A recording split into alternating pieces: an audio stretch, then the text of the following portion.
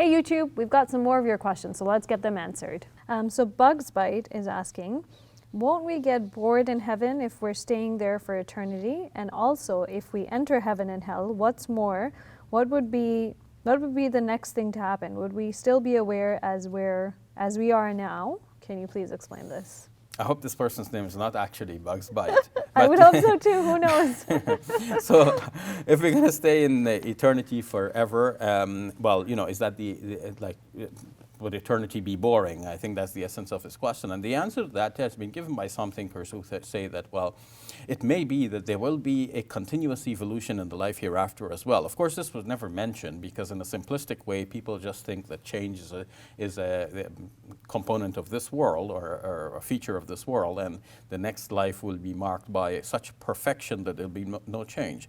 But in fact, it might be possible to move from one state of perfection to another state of perfection as well. So there's still a change, and there might still be a gradual evolution from things we enjoy to greater things that we enjoy, and so on. And God knows best. As for the eternity of hell, some Muslim scholars in our history have questioned the standard thinking that hell is eternal, because Ibn al-Qayyim al-Jawziyah, for example, one of our great scholars, said that hell is for a purpose, and once the purpose is achieved, there's no need for it anymore. And the great purpose of hell is the purification. For those who could not be purified in this world by following God's teachings and commandments and doing the right thing and deserving now the grace of God to enter into paradise, some will have to be purified in hell by their own sins and so on, and then eventually they too will be removed from that condition. And God knows best in the end. Perfect. Hopefully, inshallah, we make it to heaven. And in fact, that is our prayer. Inshallah. And we ask Bugs Bite to pray for us as well. Yes. Okay, Aesthetic Potato is asking, what is Islam's view on the generations that existed before Israel? We know that humans were around before the Torah in various places like China, India, Africa. And they're asking, did Allah send messengers of Chinese, Indian, and African origin before the period in which Israel were chosen by Allah? I don't know, you keep a straight face with all of these I know, I was looking at you. Potato. Yes. Okay.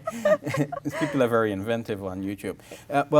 God has sent prophets and messengers to all people according to the Quran. Surah, the 21st chapter of the Quran actually tells us this in detail. And that fits in with the general idea of of the view of God in Islam, that God is merciful and not partisan to one particular people. So he's not an Arab God, he's not a Muslim God, he is a God of all humankind. And since it is part of his mercy, not only to give us the air we breathe, the water we drink, and the sunlight that shines on all of us, but it is also a part of his mercy, and more so important for him to give us the guidance that will lead us to eternal life, an eternal life of happiness in the life hereafter. So that message of guidance, according to the Quran, has come to all people over time, and not limited to one people or one geographical area. So naturally, there must have been messengers from God to all of the remote regions of the world, and some of the places that have been mentioned here, major centers of Islam, of learning over time, and of civilization like China and others. They must have received prophets and messengers as well. Okay, so same Aesthetic Potato. How do we respond to Christians who say that Allah, quote unquote, deceived the witnesses of the crucifixion by putting Jesus's face on someone else? They say that Allah started Christianity by doing this. Well, that is often a response to the standard Muslim view that somebody else was changed and made to look like Jesus, and that somebody else was put on the cross. So now the question arises, well, that means that everybody who looked at this person thought that this was Jesus on the cross, and but it was not Jesus, so they were kind of deceived and so on. But I don't, that question can be answered even by somebody who takes that standard view. But because I don't take that standard view, I don't want to go into the details of answering that now. The view I take is that the Quran does not actually negate Isa alayhi salam being on the cross. What the Quran is negating is that they actually killed him by this method. In fact, Tarif Khalidi, in his book, The Muslim Jesus, says in the introduction that the Quran merely intended in Surah 4, verse 157, to deny that the Jews killed Jesus. So now, what actually happened, the Quran does not specify in great detail.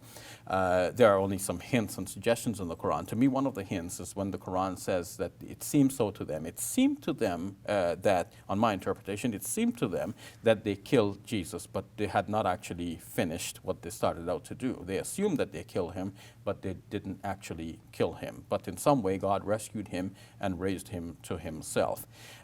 So there are many indications when put together lead to the reasonable reconstruction of this event to say that Isa alayhi salam was taken down alive from the cross and he was placed in the tomb. And then from the tomb, God raised him up into heaven before death.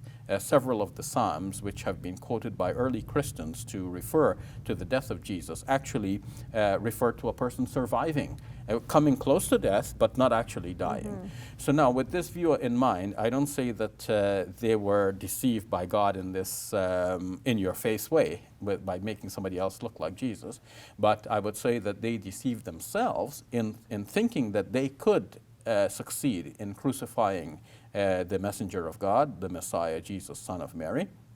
But they did not put all of the pieces in place, and they did not make sure that he was dead. They thought they killed him, but they didn't actually. Okay. So same YouTube viewer. Why were the Hawariyun disciples at the time where the authorities tried to capture Jesus, and then at the eventual point where Allah raised Jesus to himself, were they told by Jesus what was going to happen?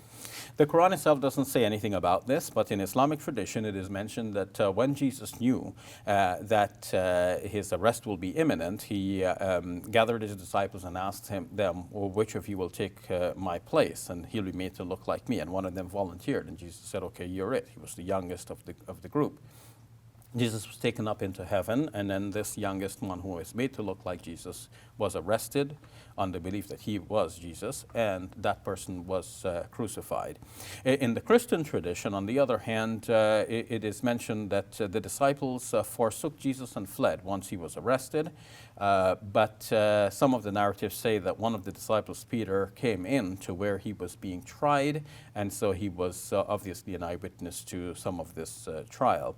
So many of the reports are contradictory one to another, and the best reconstruction, it seems, is that the disciples of Jesus were probably in some sort of hiding, because